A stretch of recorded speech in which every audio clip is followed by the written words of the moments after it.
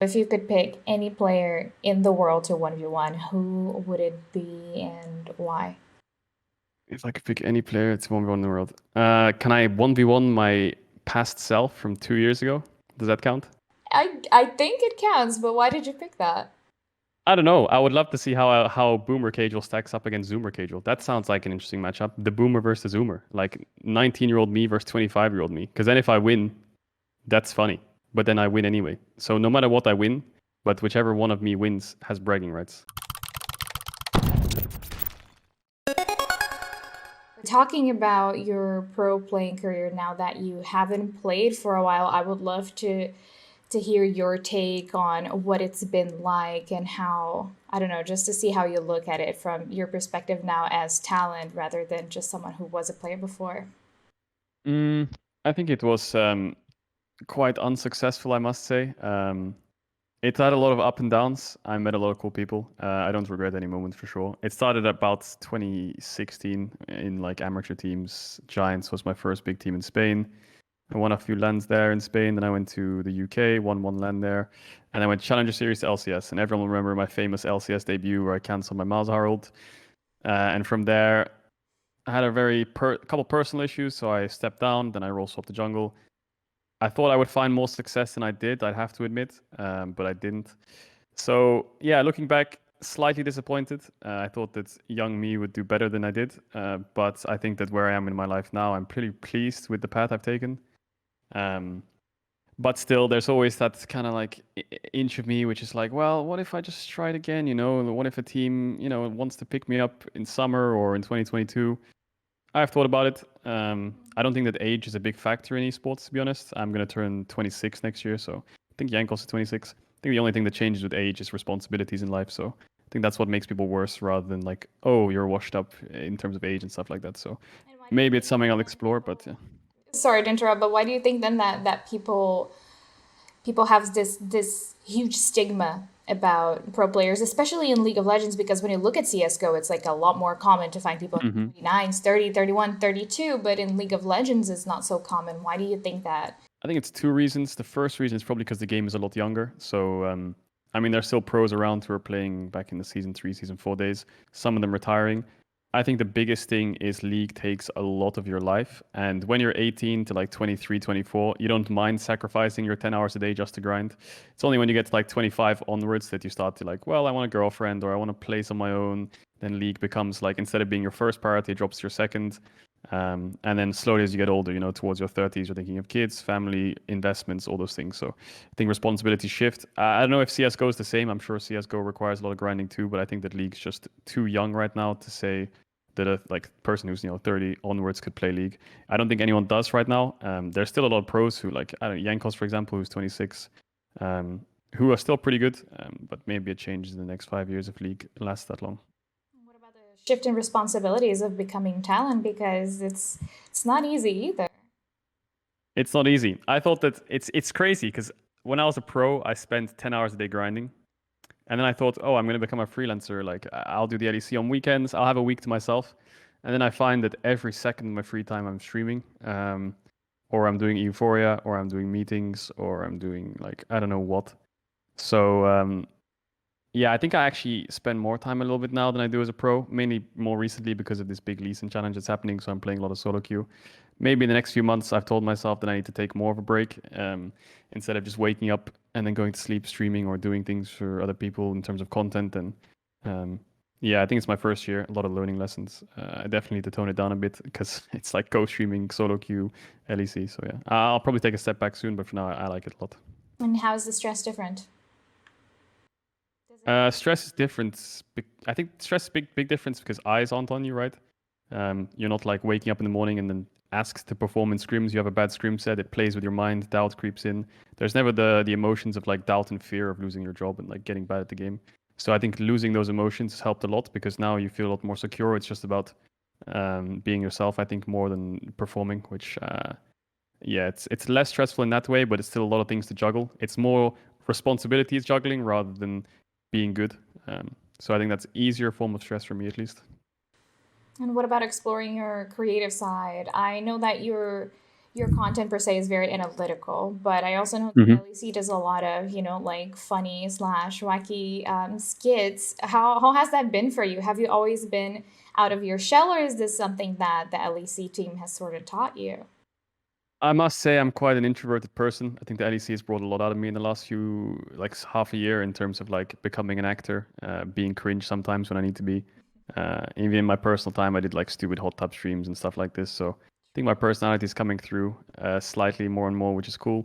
Uh, I like to be known as like the analytical person with knowledge and stuff, but I also think that having personality and showing that's important. So I'm trying my best to come out my shell. I think on my streams I feel most comfortable right now, but I think maybe as time goes on the LEC, I'll be a bit more myself because it's only been 6 months. So, um, yeah, long future ahead in terms of content creation, I think. Who do you think in the team helps you bring, the creator, Caedrel out of his shell the most? I think the cool thing about the LEC is everyone's different. Like when Ender was here, he helped me learn how to shout a lot more in casting. Vedius has helped me be a lot more cringe and witty. Dracos has brought more of my personality out by the connection I have with him. Trevor's been a great boss the whole time. Shox, I think, is probably one of the most hardworking people I've ever met in esports. The amount she does, not on screen but off screen, is ridiculous. So learning from her work ethics has been great. Yeah, everyone. I think Laura's been helping me a lot in terms of like just asking questions to people and just being a lot more confident on camera. Medic, great friend. Every single person on the show is awesome. So they all bring different things that I can kind of sponge off of them in terms of personality. And what are you bringing them? What am I bringing them? Well, Vedius likes to ask me a lot about in-game stuff.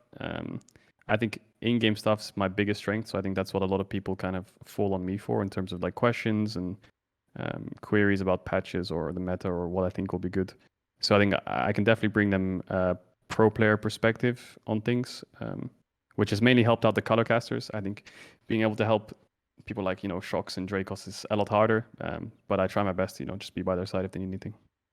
Sure, I think that makes a lot of sense to just bring this whole like new perspective because you used to play before, and I think we're seeing more and more of that, right?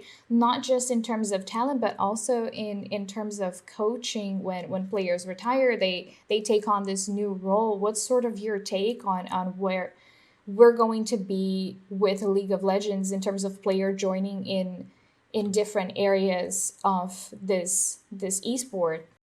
I think that a lot of pro players have like a couple options when they retire, depending on how successful their career is or how much respect they have as a name. I think pro players can go into coaching because obviously their game knowledge is great. It's just I think that coaches need certain qualities. I think you need to be very good at being like showing authority, as well as being analytical and being very good at bonding with the teammates, for example, or the players. So that has different tasks. Being a caster obviously requires a lot more on-camera work, being outgoing, being able to describe yourself in very simple terms and slowly and stuff like this. And language is obviously a big deal when it comes to being a broadcast talent. And then there's other options where it's like going back to university, using the money they've saved up to maybe invest, going into different realms of possibilities in terms of work. So I think being a pro player gives you a lot of life qualities, but it does take away a lot of life qualities as well. What life qualities do you think you're missing? Well, personally, I think I speak for most pros here, where it's like the social aspect of not going to university. It's like being a kid, when I was a kid, it was like you're 15 years old and your friends are like, you want to go to the cinema, you want to go bowling, you want to go climbing, you want to go, out to see whatever it is. And I think I'm going to stay at home, play some League or play some WoW. That's basically what it is for the first, however long your career is most of the time.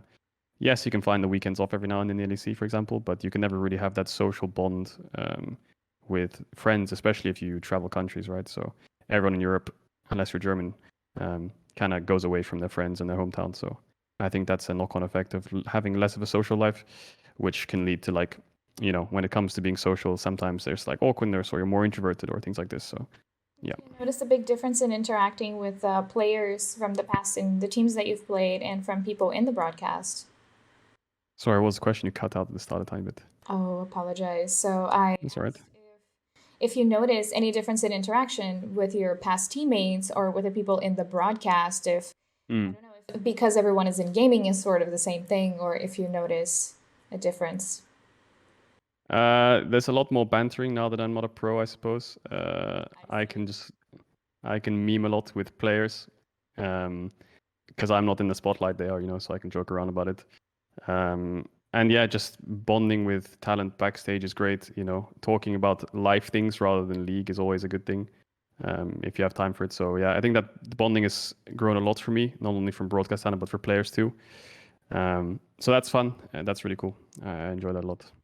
Okay, now moving a little bit away from the LEC, which you have done for a whole split already, you're jumping into also doing creative stuff for other broadcasts, like now with the Red Bull 1v1 tournament. Can you explain to me a little bit of how this works?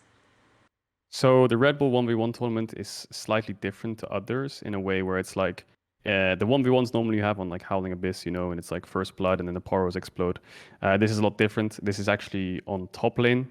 So you can recall the win conditions are the same. It's like 100 CS tower or a kill. But I guess the big difference is you're actually locked at the top lane. Yes, you can move around the map, but you can only hit champions. And then you can actually base, which is the biggest deal to me. In previous 1v1s, when it comes to straight up Howling Abyss, you can't base. I know in the showdowns sometimes you can. But this one is literally top lane kingdom 1v1 bloodbath octagon with bases, which you can time really well. So if you're actually winning lane, you can punish it a lot harder than just being able to have the push. You can push in base, and there's a lot more nuances to it, I think. All right, so if you could pick any player in the world to 1v1, who would it be and why? If I could pick any player, it's 1v1 in the world. Can I 1v1 my past self from 2 years ago? Does that count? I think it counts, but why did you pick that? I don't know. I would love to see how Boomer Caedrel stacks up against Zoomer Caedrel. That sounds like an interesting matchup. The Boomer versus Zoomer, like 19-year-old me versus 25-year-old me. Because then if I win, that's funny. But then I win anyway. So no matter what I win, but whichever one of me wins has bragging rights, which is funny. Very good point. Which champion would Zoomer Caedrel pick versus now? Zoomer Caedrel would pick like an assassin. He had so much confidence, cocky little motherfucker. You know, he'll just pick Zed or Ari or something. I would pick Lee Sin because it's my one trick right now. I'm pretty sure I'd smash him into the ground, but then again, he probably thinks he'd smash me into the ground. So a bit of Caedrelception, but I think it'll be a pretty stacked matchup. I think so too. And what can the fans expect? In the 1v1, Yes. all chat, memes. Maybe if it's a LAN event, one of us will probably get up. Well, I guess if one of us does, both of us does because we're the same person, and maybe like make fun of each other in real life. The 1v1 Red Bull, not the higher L. Oh, I thought you meant from me. But Oh, I'm damn it. loving to see the creativity behind this, yeah. Yeah, no, that would be a complete fist fight. I don't know. I mean, you can expect a lot of aggression, I suppose. I mean, some of these players, I think there's loads of playstyles you can adopt in this 1v1. From an outside perspective, if I was in this tournament, you can either take the aggressive approach, which is go for kills, or you can play the farming approach, which is keeping the push. You can play for tower approach, which is sieging. So I think there's a lot of different ways to do this, because I think if you look at the majority of 1v1 tournaments, it's literally ignite, exhaust, all in level 3, and pick Draven. Or something like Lee Sin. But I think this way, with the towers and with the bases and with the top lane in Summoner's Rift, it's a lot different because the waves are slower, the leveling is slower, so there's a lot more strategy involved, I think. I think a good example, perhaps, of this that I just remembered was maybe some people remember Wicked versus SOAS for I think it was All-Star event where they played like this 1v1 showdown, best of 5. I think that's a good, accurate representation of what this might look like. All right, sounds great. I can't wait to see what you guys are going to come up with. Gonna be stacked. All right, thank you, Caedrel. Thank you. Thanks for watching. For more gaming-related content, subscribe to the Esports YouTube channel to stay up to date.